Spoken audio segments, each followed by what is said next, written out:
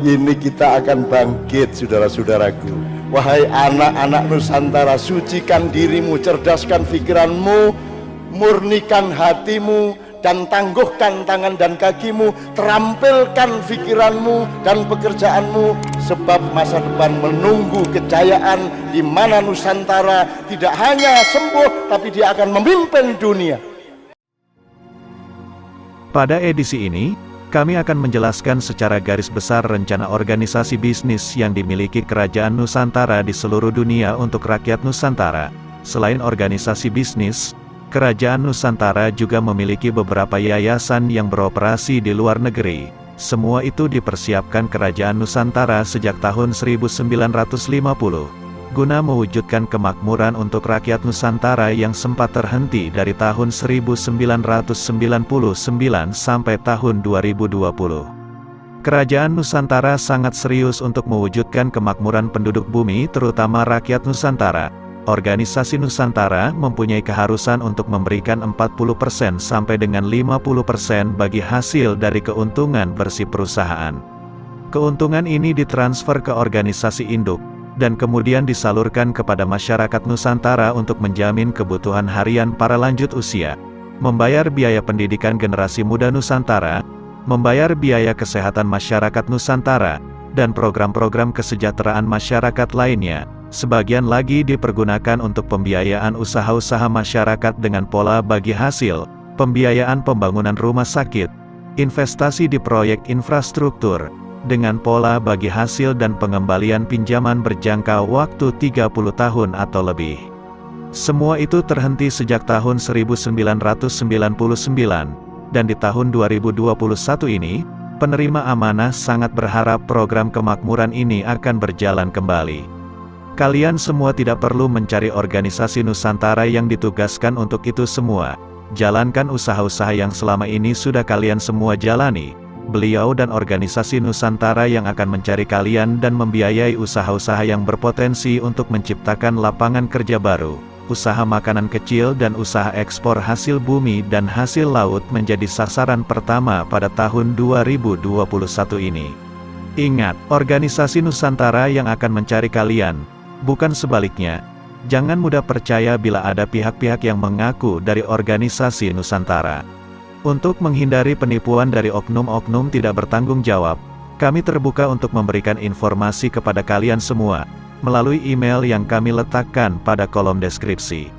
Selain informasi yang sudah kami sebutkan, penerima amanah juga mengharapkan kami mulai memberikan informasi-informasi serta pengetahuan umum perbankan kepada seluruh masyarakat Nusantara berkaitan dengan penggunaan dana amanah Nusantara ini, melalui mekanisme perbankan, peraturan-peraturan umum perbankan, cara perbankan melihat kelayakan dari suatu usaha untuk dibiayai, dan semua yang terkait dengan kelayakan usaha.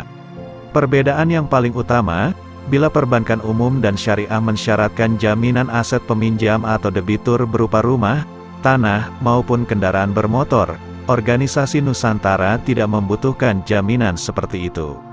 Yang kalian semua harus persiapkan adalah usaha terbaik kalian dalam menjalankan bisnis yang kalian rintis saat ini. Persiapkan bekal kemampuan yang sesuai dengan bidang usaha yang kalian jalankan saat ini. Perbanyak pelanggan usaha kalian, pertahankan perputaran usaha atau omset usaha kalian dalam 6 bulan terakhir, dan carilah peluang-peluang untuk memperbesar penjualan usaha kalian. Organisasi Nusantara akan datang kepada kalian, para wirausaha dan pelaku bisnis yang sesuai dengan kriteria yang kami sampaikan tersebut untuk membantu penambahan modal dan manajemen pengelolaan usaha kalian. Organisasi Nusantara juga sudah mempersiapkan pola kerja yang menjamin kemakmuran untuk pekerja-pekerja di sektor informal yang ada di negeri Nusantara, pekerja-pekerja di transportasi online, penjual makanan yang membuka warung, dan penjual makanan rumahan juga sudah dipikirkan dengan matang.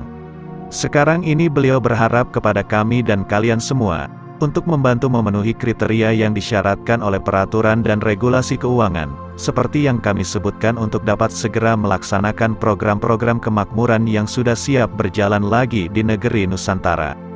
Baiklah, kami akan mulai jelaskan satu persatu tata cara dan persyaratan perbankan yang kalian perlukan. untuk bisa memanfaatkan dana amanah Nusantara ini, untuk usaha dan bisnis kalian. Kami mulai pembahasan dari yang banyak digunakan oleh oknum-oknum tidak bertanggung jawab melakukan penipuan, yaitu proyek-proyek pembangunan, baik skala kecil sampai skala nasional.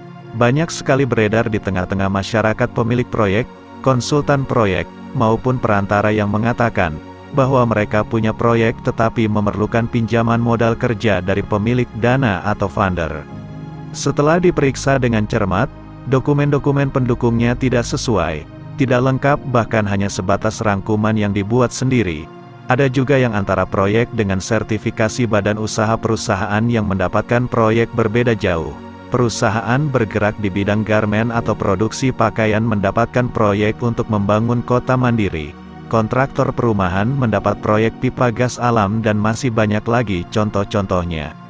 Ada juga antara proyek yang diperoleh dengan sertifikasi badan usaha sesuai, tetapi secara perputaran usaha selama ini tidak sesuai dengan nilai proyek yang diperoleh. Contohnya perusahaan kontraktor dengan omset per bulan 500 juta rupiah kemudian mendapatkan proyek strategis nasional, PSN, senilai 5 triliun rupiah. Saat dilakukan pemeriksaan detail kemampuan keuangan dan ketersediaan modal untuk melaksanakan proyek strategis nasional, ternyata perusahaan ini hanya memiliki aset dan modal senilai 200 juta rupiah. Hal-hal seperti itulah yang membuat perusahaan maupun proyek tersebut masuk dalam kategori tidak layak. Penilaian yang dilakukan oleh regulator keuangan maupun lembaga keuangan pasti akan menolak membiayai proyek tersebut. Pada pedoman pelaksanaan proyek dan pekerjaan di bank maupun lembaga keuangan, mensyaratkan modal sendiri atau sering disebut equity ratio, minimum adalah 30% dari nilai proyek. Itu berarti perusahaan pelaksana proyek harus mempunyai modal sendiri minimum senilai 30% dari total nilai proyek yang diperoleh.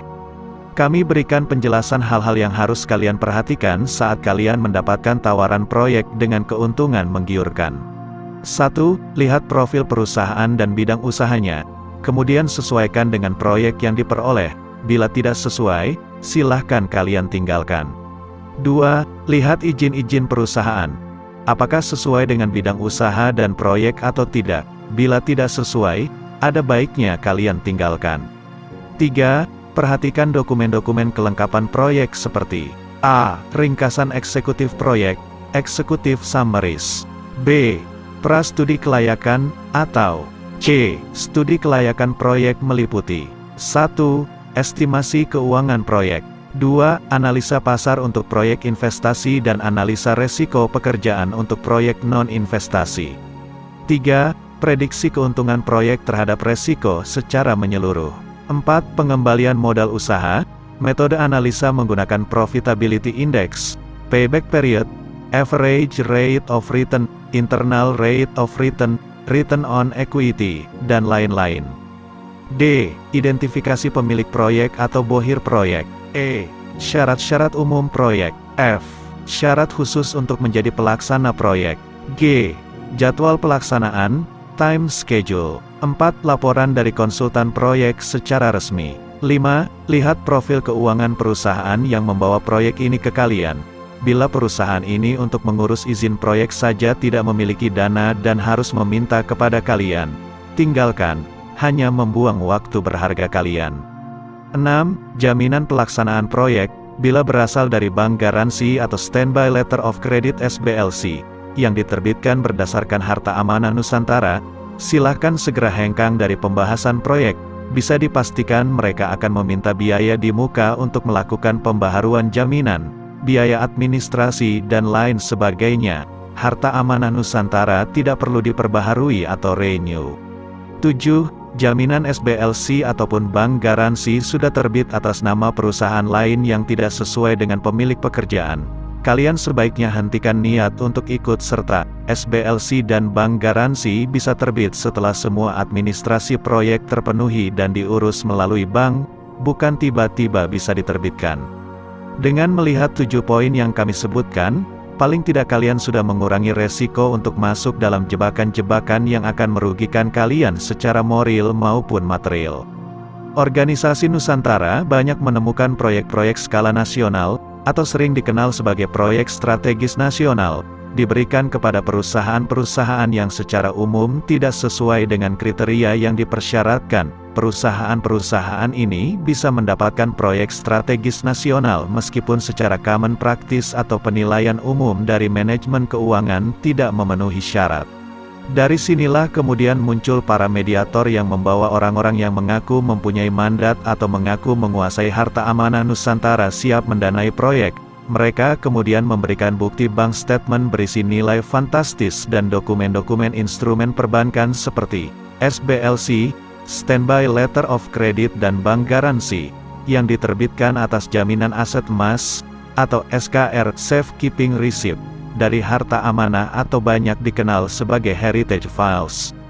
Apabila semua dokumen tersebut sudah terbit terlebih dahulu sebelum semua kelengkapan proyek serta penilaian kelayakan proyek dan kelayakan terhadap kontraktor pelaksana telah dipenuhi, bisa dipastikan kemungkinan sangat besar bahwa dokumen keuangan tersebut palsu. Pengelola harta amanah Nusantara pasti akan diberitahukan oleh pihak bank, bila ada jaminan emas dari harta amanah Nusantara digunakan untuk menerbitkan instrumen perbankan seperti SBLC, bank garansi, bank draft ataupun lainnya. Beliau menitipkan kepada channel kami untuk menyampaikan hal ini, karena sudah banyak pihak-pihak yang dirugikan secara moral maupun material karena pemalsuan instrumen perbankan yang mengatasnamakan harta amanah Nusantara. Kami tidak menyarankan kalian semua yang baru memulai atau merintis usaha, serta tidak mempunyai pengalaman dalam urusan-urusan seperti ini, masuk dalam pusaran proyek. Untuk memulai usaha, kami menyarankan kalian semua mulai dari kemampuan kalian selama ini, hobi kalian atau melihat lingkungan terdekat kalian. Dari situlah banyak ide-ide untuk memulai usaha. Tidak perlu besar, tetapi konsisten kalian jalani. Di edisi selanjutnya kami akan bahas pemanfaatan dana amanah Nusantara untuk wirausaha dan pelaku usaha ekspor secara mendetail.